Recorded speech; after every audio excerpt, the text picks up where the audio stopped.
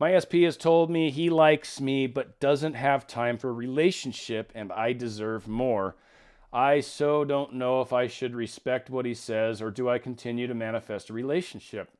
Well, I think it's a good idea to consider that maybe he's got some goals and dreams and aspirations in his life and wants to do more in his life. And I'll say I've been there in my life before where I had a drive that required me to put a huge number of hours in and a lot of work and effort. And having a girlfriend, and when I did try to date people, generally you run into the, you're hanging out, you're doing that again. Like, why don't you ever hang out with me? And it just becomes like a burden when I'm trying to focus on getting my career going or getting myself into a place where I feel like I can support a family or whatever. For men, that's an important thing.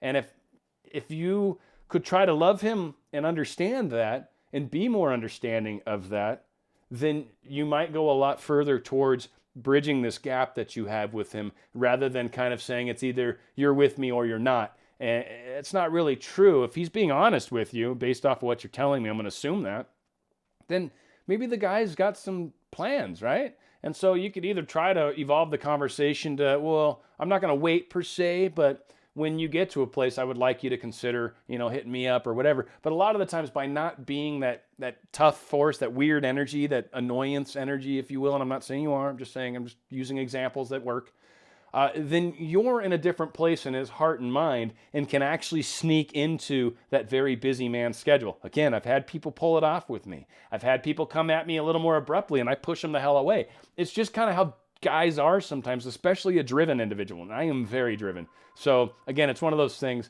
where I would personally respect his boundaries a little bit because that's what love would do. And I would try to come at it from that. I hopefully that does help. I know that's not your answer, but you can't force someone to follow your life the way you want them to. People live their own lives, and it's very important to let them do that.